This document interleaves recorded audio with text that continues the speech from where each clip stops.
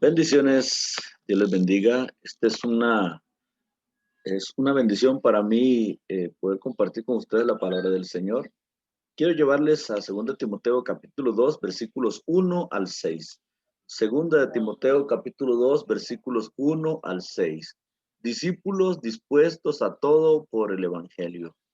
Discípulos dispuestos a todo por el Evangelio. La iglesia cristiana durante toda la vida que ha existido ha tenido su forma de pensar, ha tenido su forma de ser iglesia. En el tiempo pasado, las iglesias o los que se decían cristianos eran capaces de ir a los circos romanos y morir por el evangelio si era necesario. A eso le llamamos, a esa forma de hacer iglesia.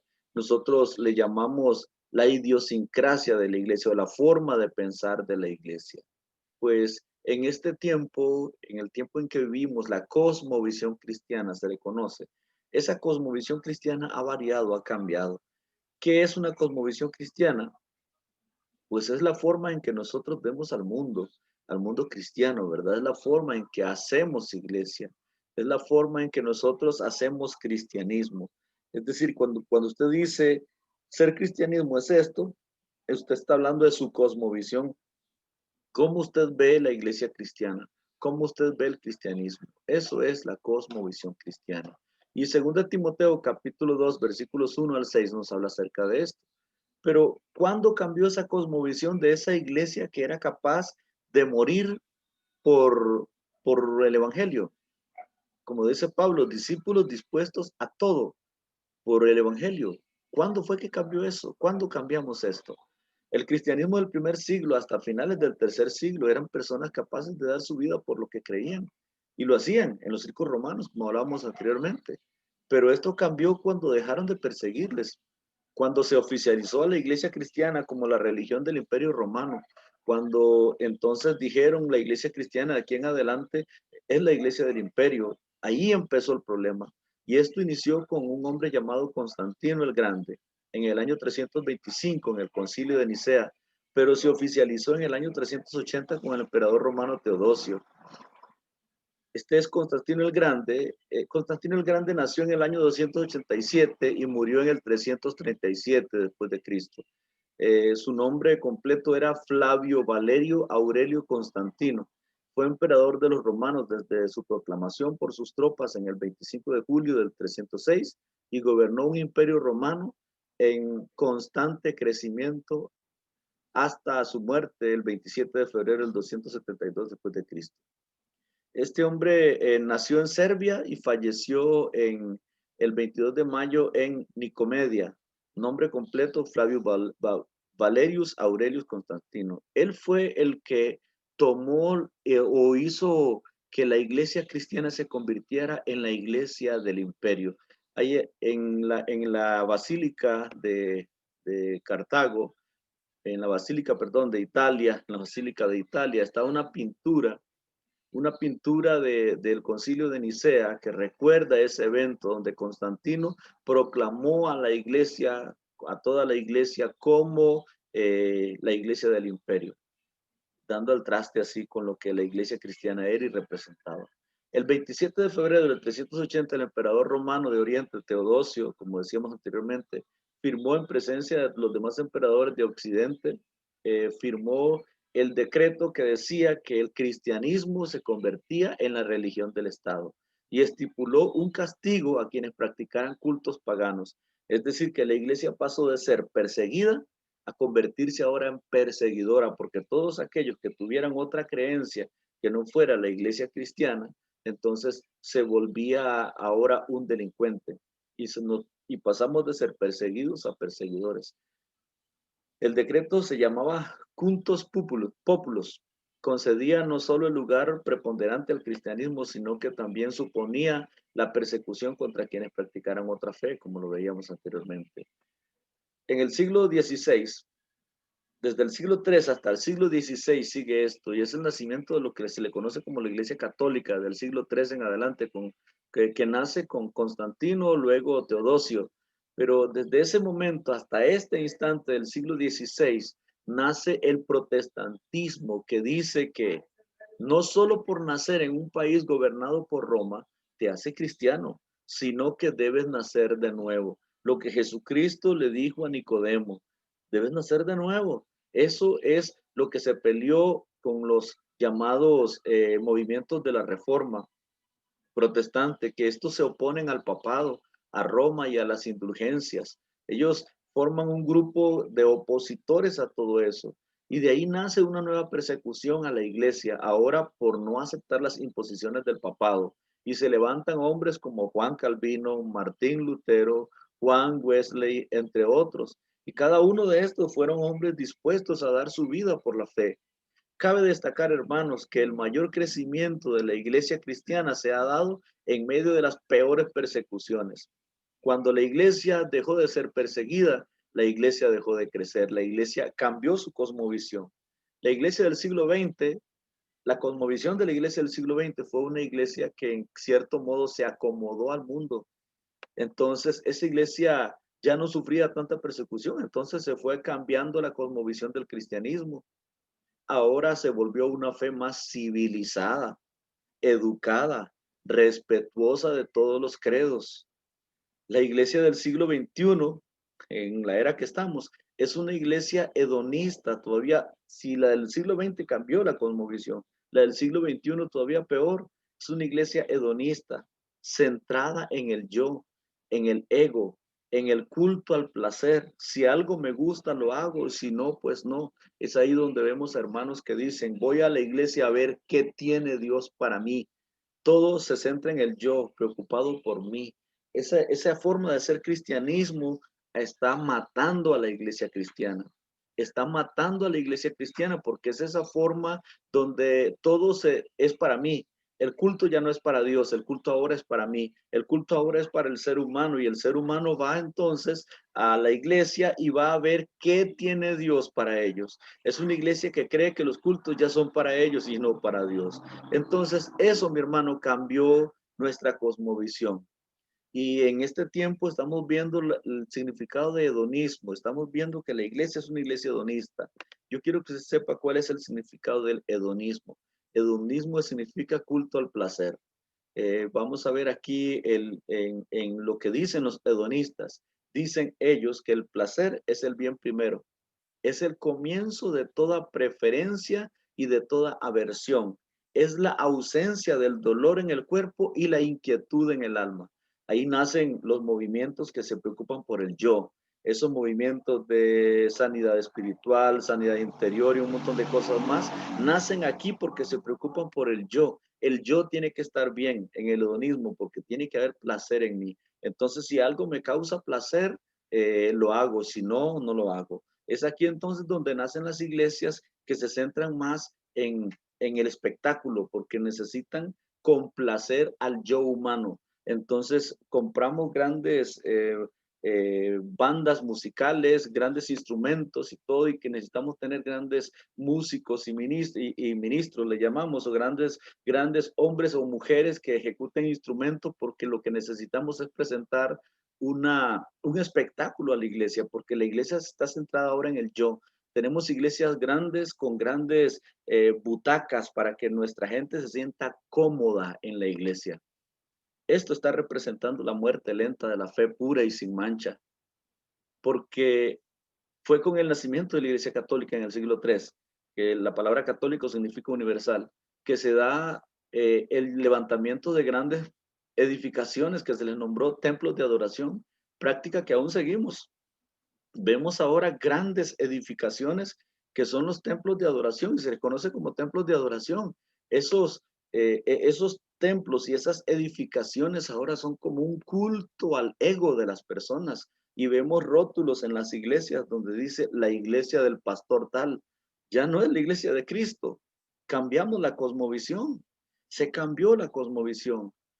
La iglesia del primer siglo no se reunía en templos como nosotros, se reunían en catacumbas, en cuevas, en cavernas, casas a escondidas. Y si se les descubrían, pagaban con sus vidas y estaban dispuestos a hacerlo. Esa era la iglesia del primer siglo. Y la pregunta es, ¿qué nos pasó? ¿Qué cambió en nosotros? ¿Qué fue lo que nos cambió? Y la respuesta, mis amados hermanos, desgraciadamente, desde el siglo XX para acá, nos civilizamos. Por esta razón, Pablo le manda a Timoteo y le dice a Timoteo en esta porción bíblica que vamos a estudiar hoy, le dice Pablo a Timoteo, esfuérzate en la gracia para preparar discípulos dispuestos a sufrir por el evangelio. Esfuérzate en la gracia para preparar discípulos dispuestos a sufrir por el evangelio. Ya el evangelio o el cristiano ya no quiere sufrir. Pablo le dice a Timoteo, del versículo 1 al 3 del capítulo 2 de 2 Timoteo, Pablo le dice a Timoteo, confía este evangelio a personas que merecen confianza. Es decir, no cualquiera puede ser un discípulo de Cristo. No cualquiera. Pablo le dice, confíalo a personas que merecen confianza, a esos discípulos dispuestos a sufrir. Dice el texto, capítulo 2, versículos 1 al 3, segunda carta a Timoteo, dice, tú pues, hijo mío, esfuérzate en la gracia que es en Cristo Jesús. Y lo que has oído de mí ante muchos testigos, esto encarga a hombres fieles que sean idóneos para enseñar también a otros. Tú pues sufre penalidades como buen soldado de Jesucristo. Sufre penalidades como buen soldado de Jesucristo. Pablo le dice a Timoteo, confía este evangelio a personas que merecen confianza. Hay 4 verbos en esta primera parte del nuestro bosquejo, del versículo 1 al 3. Hay 4 verbos que nos van a mover en la acción y nos dicen la acción que deben hacer los discípulos de este tiempo. Primero, el verbo esforzarse. Le dice Pablo a Timoteo, le da una orden, le dice, esfuérzate en la gracia. Ese es el primer verbo, esforzarse. El segundo verbo es encarga, encarga. Y el tercer verbo es enseña. Y luego sufre. 4 verbos que nos dicen cuáles son la acción que debe de hacer el discípulo de hoy. Primero, esfuérzate. Y luego encarga esto a hombres fieles. Y luego le dice, sufre penalidades, enseña, perdón, enseña también a otros. Y luego sufre penalidades como buen soldado. Y esto nos lleva entonces, mis amados hermanos, a saber que lo que Pablo tenía que hacer era buscar discípulos dispuestos a todo por el evangelio. Esa cosmovisión cristiana que cambiamos de la iglesia del primer siglo, una iglesia dispuesta a todo por el evangelio, como lo dice Pablo, a la cosmovisión que tenemos ahora, donde los cristianos ya no quieren sufrir, donde el cristianismo se ha vuelto un cristianismo light, un cristianismo que le gusta más el placer. Sabemos que los tiempos han cambiado, pero la fe no cambia y no debe de cambiarse.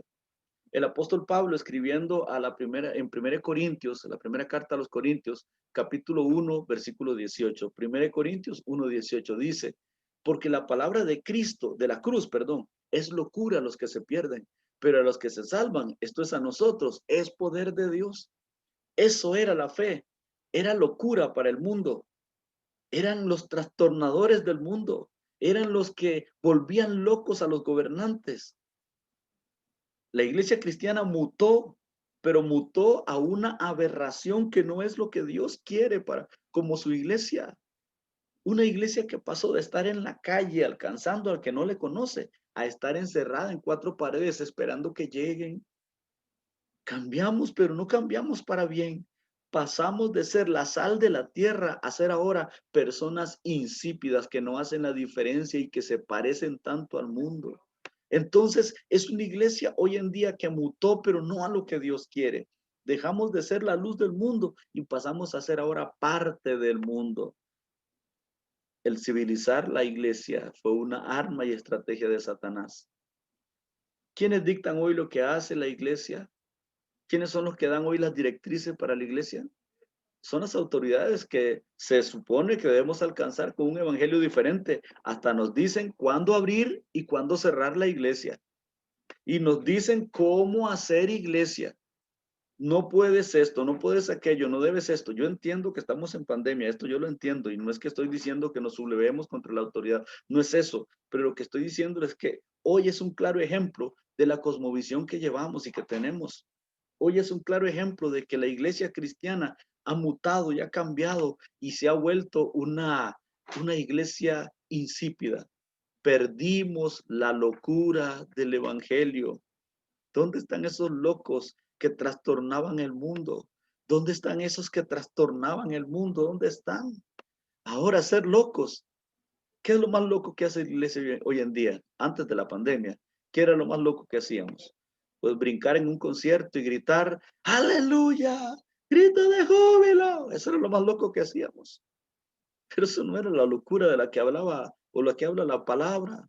Eso no es la locura del evangelio. La locura del evangelio era sacudirse a cualquier sistema de gobierno que se oponía a la fe. Era eran aquellos que desafiaban abiertamente a las autoridades con tal de alcanzar a alguien para Cristo. Sacudámonos de esta terrible cosmovisión, hermano. Por eso Pablo le dice a Timoteo, encárgalo a discípulos dispuestos a sufrir. En primer lugar, del versículo 1 al 3 de 2 Timoteo, capítulo 2, Pablo le dice a Timoteo, encarga este evangelio a discípulos dispuestos a sufrir. Y la pregunta que yo le hago a usted, ¿es usted un discípulo dispuesto a sufrir? Encárgalo a discípulos dispuestos a sufrir. Discípulos dispuestos a recuperar la locura del evangelio. ¿Eres tú uno de esos? Discípulos que que se atreven, perdón, a ser irreverentes a las autoridades con tal de presentar a Cristo. Discípulos dispuestos a sufrir por causa del evangelio.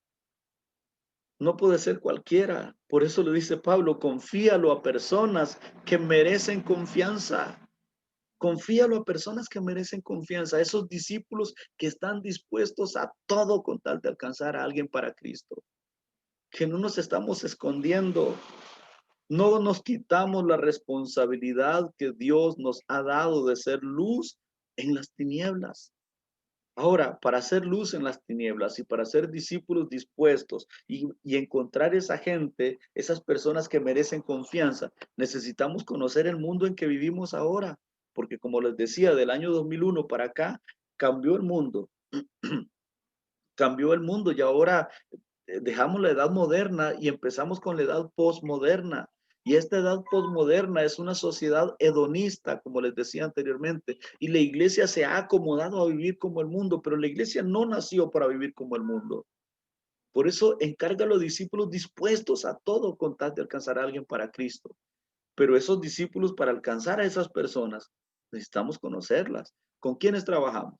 Bueno, trabajamos con una generación millennials. Esa generación millennials es la generación que le gusta la tecnología, adictos al celular, adictos a las redes sociales. Son esas personas que nacen desde la mañana, están conectados, están en el WhatsApp, están en el Facebook, están en Instagram, están en TikTok, están en todas las plataformas sociales que usted pueda conocer.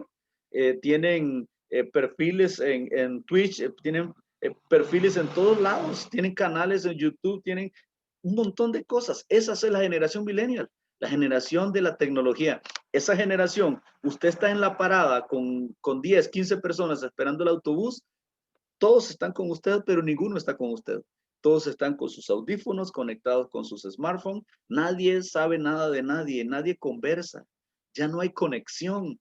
Esa es la generación con la que estamos trabajando. Qué difícil, ¿no? Trabajar con ellos. Son adictos a la tecnología, desconectados del mundo real. Para ellos todo es como un sueño, todo es como un mundo surrealista, un mundo irreal. Ese es el tipo de personas con las que estamos trabajando. Ese es el tipo de personas a las que tenemos que alcanzar y escoger entre ellos a personas que merezcan confianza.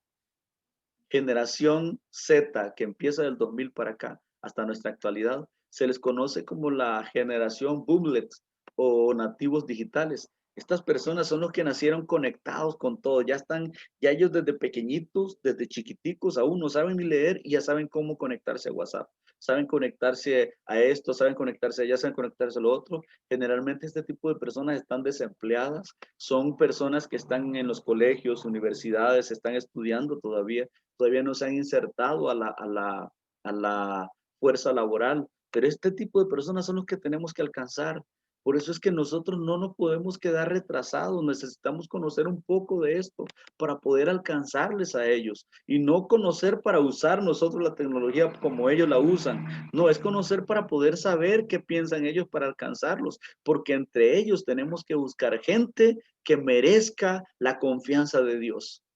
Tenemos que alcanzarlos porque son generaciones que se nos están perdiendo y necesitamos alcanzarlos.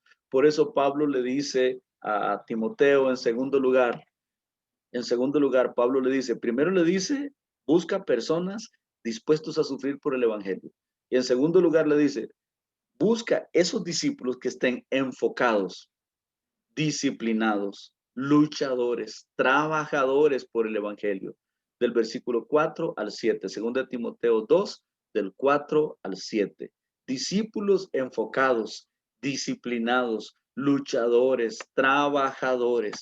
Y el apóstol Pablo usa tres analogías acá.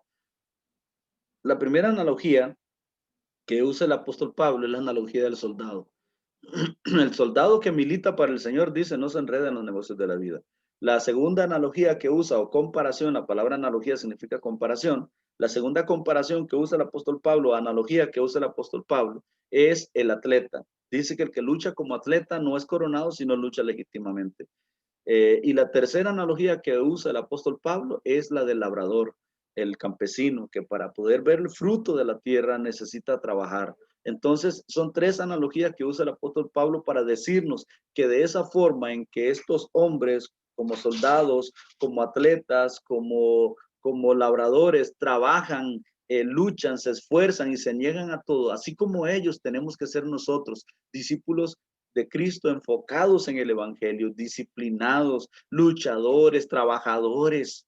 Así tiene que ser el discípulo de Cristo de este tiempo para poder entonces cumplir y cambiar esa cosmovisión que nos está afectando. Y dice el texto, versículo 4 al 7, 2 Timoteo 2 del 4 al 7, dice el texto, ninguno que milita se enreda en los negocios de la vida, a fin de agradar a aquel que lo tomó por soldado. Y también el que lucha como atleta no es coronado, sino lucha legítimamente. El labrador, para participar de los frutos, debe trabajar primero. Considera lo que digo y el Señor te dé entendimiento. Recientemente terminó el Tour de Francia, una carrera ciclística que hacen en Francia. Es una vuelta en bicicleta a Francia y pasa por montañas y todo lo demás. Y al finalizar el tour, le hacen exámenes de antidopaje o antidrogas a todos los equipos. Descubrieron que hay un equipo que estaba, casi todo el equipo, casi todo el equipo eh, eh, estaba teniendo contacto con sustancias prohibidas. Eso es una pena que lo que hacen es que expulsan a las personas de todas las carreras. Porque el que lucha debe de luchar legítimamente, porque cada una de estas sustancias prohibidas le da ciertas energías al cuerpo que lo ponen más arriba de los demás que no se dopan o que no se drogan. Entonces es como, como luchar ilegítimamente. Por eso el apóstol Pablo usa esta analogía y dice, usted debe de luchar legítimamente. Es decir, no luche, no se salte las reglas, por así decirlo. Entonces el apóstol Pablo le dice aquí a la iglesia cristiana o a Timoteo, le dice que debe de buscar gente que sea como un soldado entrenado para la batalla, como soldados entrenados para la batalla, que seamos capaces de entender que nuestra lucha, la lucha que estamos llevando como iglesia, es una lucha donde tengo que estar dispuesto a negarme a mí mismo. En 1 Corintios 9:25 dice el apóstol Pablo, dice, 1 Corintios 9:25, el mismo apóstol que escribe 2 Timoteo dice esto, todo aquel que lucha, de todo se abstiene. Ellos a la verdad para recibir una corona incorruptible, pero nosotros una incorruptible. Así que mi amado hermano, dice el apóstol Pablo, absténganse de todas aquellas cosas que te van a desviar. Como un soldado entrenado para la batalla, viva solo para el Señor, viva solo para agradar a aquel que lo tomó por soldado. No se meta en cosas que no se debe de meter, no ande enfocado en las cosas del mundo, porque su mirada tiene que estar puesta en Cristo, tiene que estar puesta en la meta, que la meta de nosotros debe ser la meta de Dios. ¿Cuál es la meta de Dios? Dijo, porque de tal manera amó Dios al mundo, que ha dado su Hijo unigénito. ¿Para qué? Ahí viene la meta de Dios. La meta de Dios dice en San Juan 3:16, para que todo aquel que en Él crea no se pierda, sino que tenga vida eterna. Esa es la meta de Dios. ¿Cómo estamos nosotros ante la meta de Dios? Estamos haciendo el trabajo que Dios nos ha encomendado. Mi hermano, tenemos que cambiar esa cosmovisión que nos hace estar encerrados en cuatro paredes. Tenemos que cambiar esa cosmovisión que nos invita o nos incita a hacer las cosas a nuestra manera y no a las de Dios. La segunda analogía es la analogía del atleta y le dice, el apóstol Pablo le dice a Timoteo, como atleta, lucha legítimamente bajo las reglas de Dios. Como atleta, lucha legítimamente bajo las reglas de Dios. Es decir, no puedes ir haciendo las cosas a tu modo, es al modo de Dios. Tal vez a veces no te gustan las cosas como se hacen en ciertas formas, pero si es la forma de Dios, tienes que adaptarte.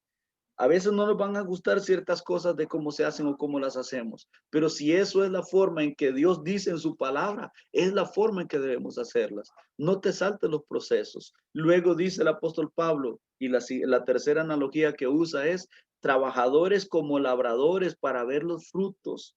Mi hermano, casi que todos aquí en Costa Rica, por ejemplo, tenemos un pasado campesino, la gran mayoría. Y la gran mayoría que tenemos ese pasado campesino sabemos esto. Para usted poder ver el fruto de lo que usted esté sembrando, lo que usted esté produciendo, esté trabajando en la tierra, usted sabe que usted tiene que trabajar. No es que usted lo sembró y lo va a dejar ahí a lo que Dios quiera. No, no, tiene que limpiarlo, tiene que regarle veneno de vez en cuando para matar las plagas, tienes que estar pendiente de todo para que al final puedas ver la cosecha. Hay que trabajar, hay que trabajar. Entonces, mi amado hermano, si usted es un hijo de Dios, tiene que trabajar. Debes trabajar como un soldado enfocado en el reino, trabajando para el Señor, sabiendo que estos tiempos son difíciles, pero sí podemos trabajar sin preocuparnos en el yo, sino enfocados en Él. No se preocupe en usted, sino enfocado en Cristo. No se trata de usted, ya no se trata de nosotros. Es más, nunca se ha tratado de nosotros, se trata de Él. No es lo que me gusta, es lo que le agrada a Él. Y si Él lo que quiere es que yo me esfuerce por trabajar en el reino, debo de trabajar en el reino. A veces cansado, a veces con muchas dificultades físicas por las enfermedades y un montón de cosas más, debemos estar dispuestos a trabajar para el Señor como un soldado enfocado en su reino. No se trata de usted, recuerde eso, que no se le olvide. En conclusión, mi amado hermano, en conclusión y para finalizar, quiero pedirte esto, hermano. Recuperemos nuestra cosmovisión. Recuperemos nuestra cosmovisión. Recuperemos la forma de hacer iglesia. Recuperemos la locura del evangelio. ¿Dónde están aquellos locos? ¿Dónde están aquellas personas que eran capaces de enfrentarse a gobiernos enteros? ¿Se acuerda usted cuando le dijeron a los apóstoles, le dijeron, para ustedes queda terminantemente prohibido predicar en este lugar y predicar en el nombre de ese Cristo que ustedes creen? Y al día siguiente los discípulos por la mañana estaban predicando en el mismo lugar y predicando a Cristo abiertamente. ¿Qué les dijeron? ¿Acaso no les dijimos que estaba prohibido? ¿Qué dijeron ellos? Es menester obedecer a Dios antes que a los hombres. Es menester, es necesario obedecer a Dios antes que a los hombres. ¿Dónde están esos discípulos que eran los locos del evangelio? ¿Dónde están los discípulos que no nos conformamos al mundo actual? No nos conformemos a este mundo actual. El mundo podrá tener sus dificultades, pero la fe es pura, sigue siendo la misma, debe de seguir siendo la misma. Seamos dignos de la confianza de Dios, mi amado hermano. Seamos dignos de la confianza de Dios. Y te pregunto, ¿estás dispuesto a recuperar la locura del evangelio? ¿Estás dispuesto a ser uno de esos locos? ¿Estás dispuesto a cumplir el sueño de Dios? Yo le digo al Señor, heme aquí, Señor. Heme aquí, aquí estoy. Todos los días de mi vida le digo al Señor, aquí estoy, Señor. Úsame a mí. Yo quiero ser una de esas personas que en la que tú puedas confiar, puedas confiarme tu evangelio, puedas confiarme tu reino. Puedes decirle a Dios que cuente contigo. Puedes decirle a Dios que cuente contigo, hermano. Hoy en este momento que estás recibiendo la palabra, puede ser tarde, puede ser de mañana, puede ser de noche. ¿Estás dispuesto a recuperar esa locura del evangelio con tal de alcanzar a alguien para Cristo? ¿Estás dispuesto a que a pesar de la pandemia puedas hablar con alguien acerca de Jesús? ¿Estás dispuesto a que a pesar de la pandemia puedes mandarle un mensaje a alguien diciéndole, Cristo te ama? ¿Estás dispuesto a romper esa forma de hacer cristianismo de hoy que solamente ha encerrado en la iglesia? Es que no es, eso no es el cristianismo que Dios quería, no es el cristianismo que Dios quiere. Mi amado hermano, yo te vengo a plantear hoy algunos retos en la vida que nos debe de dictar este pasaje bíblico. Primero, propóngase hoy estar dispuesto para trabajar para el Señor. No importa la iglesia donde Dios te haya llamado, trabaja para el Señor. Ponte a disposición de tus líderes. Dígale, hermano, hermana, entiendo que yo tengo que estar dispuesto, tengo que ser digno de la confianza de Dios. Y así que estoy dispuesto para trabajar. Dígame qué puedo hacer, qué puedo hacer, en qué puedo servir. Póngase al servicio del Señor. Luego, en segundo lugar, descubramos nuestros dones y talentos para servir a nuestro Señor. ¿Quién quita? Puede hacer que usted sea una persona que es bueno para predicar, puede hacer que usted sea una persona que es bueno para evangelizar, puede hacer que usted sea una persona que es bueno para dirigir, puede hacer que usted sea una persona que es bueno para en la música. Usted no sabe qué talento tiene, entonces descubre esos dones y talentos para que pueda servir al Señor, hermano. Pero no te quedes sentado, no te quedes en la orilla, hermano, porque nosotros tenemos que ser discípulos dispuestos a todo. Y luego pregúntese usted, ¿qué puedo hacer para mi Señor? ¿Qué puedo hacer para mi Señor? ¿En qué quiere usarme mi Dios? ¿En qué quiere usarme mi Dios a mí? Yo soy útil para el Señor. ¿En qué me quiere usar Dios? Y luego seamos irreverentes, sacúdete la comodidad, porque estamos muy cómodos ahí en la casa, tirados ahí en el sillón, tirados ahí viendo tele, viendo pasar el mundo mientras las personas se pierden sin Cristo. Estamos muy cómodos. Sacúdase en el nombre de Jesús y dígale al Señor, Señor, yo estoy dispuesto, yo estoy listo para servirte. Si esta palabra del Señor ha llegado a tu corazón, yo quiero en este precioso momento, quiero decirte, mi hermano, que hoy el Señor, si está tocando tu corazón, puedas decirle conmigo, Señor Jesús, aquí estoy. Te pido perdón porque he estado en una zona de confort anteriormente, pero hoy quiero sacudirme esa comodidad. Hoy quiero sacudirme esa forma de pensar, de hacer iglesia, porque no es la que tú pensaste en tu palabra. Hoy quiero levantarme como un discípulo tuyo, Señor, y quiero ser un discípulo enfocado en tu reino, dispuesto a sufrir por tu palabra, dispuesto a todo con tal de alcanzar a alguien para Cristo. Señor, en tus manos de amor estoy. Úsame como tú quieres usarme. En el nombre de Jesús. Amén. Amén. Si usted hizo esta oración, usted le está diciendo al Señor, Señor, heme aquí, envíame a mí, yo estoy dispuesto. Yo estoy preparado, Señor, envíame a mí, úsame a mí. Así que si usted lo hizo, mi hermano, póngase en contacto con sus autoridades en la iglesia donde usted asiste. Póngase en contacto con su iglesia, con sus pastores, con sus líderes y dígale, hermano, ¿en qué puedo servir yo al Señor en esta iglesia? ¿Hay algo en lo que yo sea útil?